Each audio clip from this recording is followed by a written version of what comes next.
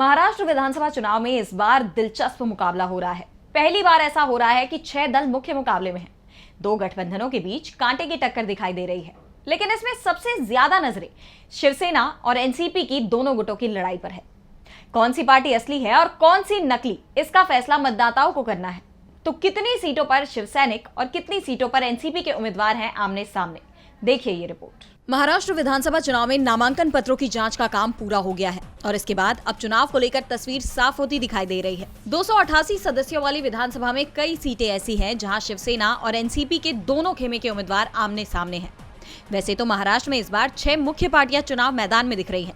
इसके अलावा दूसरे दल भी हैं, लेकिन निगाहें इस वक्त शिवसेना और एनसीपी के दोनों गुटों पर टिकी हुई हैं। बात अगर शिवसेना की करिए तो शिवसेना शिंदे गुट 80 सीटों पर चुनाव लड़ रहा है, तो उद्धव गुट ने 96 उम्मीदवार चुनाव मैदान में उतार दिए हैं। 47 सीटें ऐसी हैं जहां इन दोनों गुटों के उम्मीदवार आमने सामने हैं। इनमें से 16 सीटें मुंबई की हैं।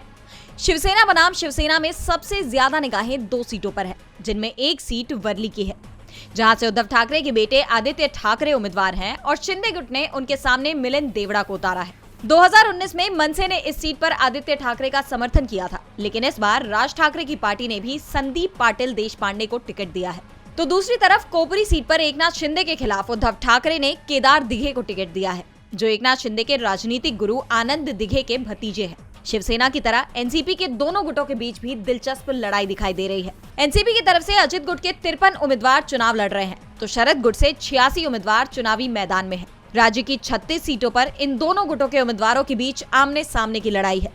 एनसीपी बनाम एनसीपी की सबसे बड़ी लड़ाई बारामती सीट पर है। यहाँ पर शरद पवार ने अजित पवार के सामने उनके भतीजे युगेंद्र पवार को उतार दिया है। डीबी लाइव की रिपोर्ट।